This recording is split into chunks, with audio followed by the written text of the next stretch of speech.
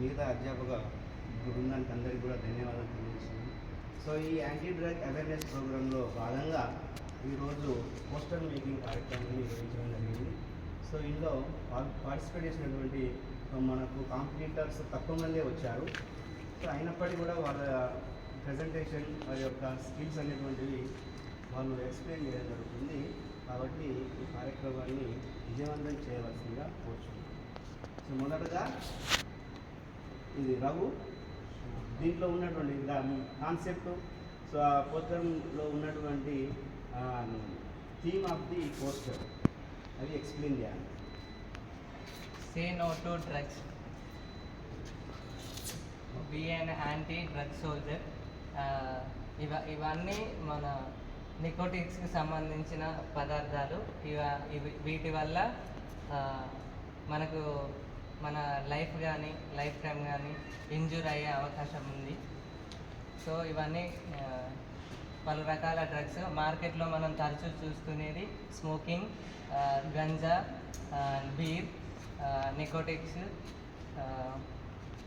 Cocaine వగేరా drugs.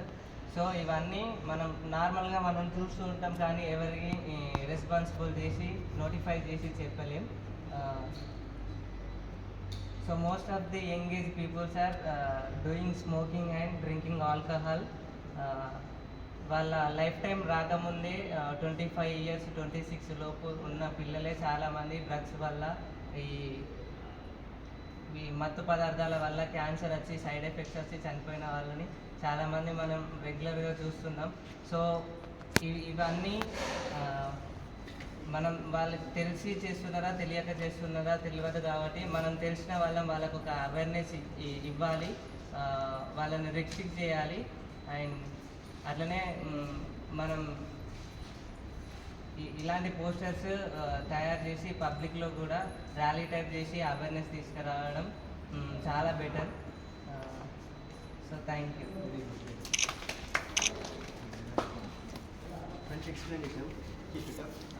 Next participants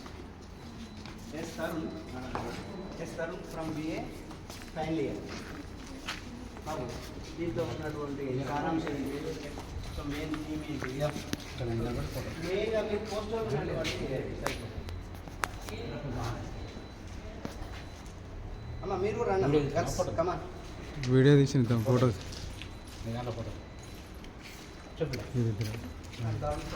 BA final year student. Say no to drugs. Say yes to life, no to drugs. చాలామంది timepass కోసం వాళ్ళ లైఫ్ని spoil చేసుకుంటున్నారు. అంటే ఒక బాధలు వచ్చినా సంతోషంగా జస్ట్ ఫర్ ఏంటంటే టైంపాస్ ఈ ఒక్క 2 minutes గడిస్తే వాళ్ళ ఎంజాయ్ వాళ్ళ ఒక 2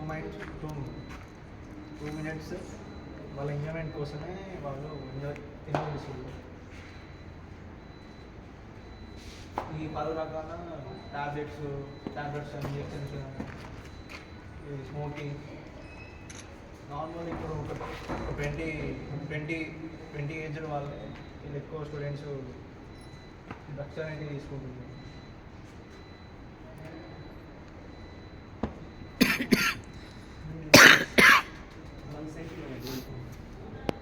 ఇది తీసుకోవడం వల్ల మన లివర్స్కి కూడా చాలా డ్యామేజ్ అవుతుంది.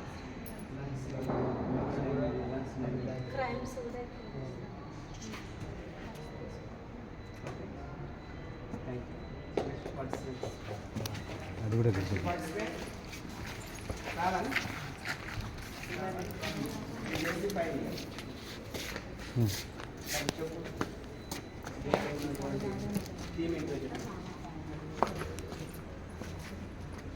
సే నో టు డ్రగ్స్. మనం తీసుకున్న కాన్సెప్ట్ ఏంటి అంటే మానక ద్రవ్యాలు. చాలామంది ఏం చేస్తున్నారంటే 18 to 25 years లోపే ఎక్కువగా స్మోకింగ్ కావచ్చు, డ్రింకింగ్ కావచ్చు, గంజాయి లాంటిది, కొకైన్ కానీ లేదంటే నల్ల మందు కావచ్చు, అలాంటి వాటికి అడిక్ట్ అయ్యి వాళ్ళ ప్రాణాల మీదకి తెచ్చుకుంటారు.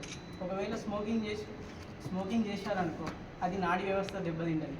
ఫర్ ఎగ్జాంపుల్గా ఎవరైనా స్మోకింగ్ చేసి నాడీ వ్యవస్థ దెబ్బతినడం వల్లే ఒక గర్ల్ నడుచుకుంటూ వెళ్ళినారు, ఒక అమ్మాయి నడుచుకుంటూ వెళ్ళినారు, వాళ్ళ మీద ర్యాగింగ్ కావచ్చు, లేదంటే వాళ్ళ నాడీ వ్యవస్థ దెబ్బతిని వాళ్ళు ఏం చేస్తున్నారో వాళ్ళకి తెలియదు.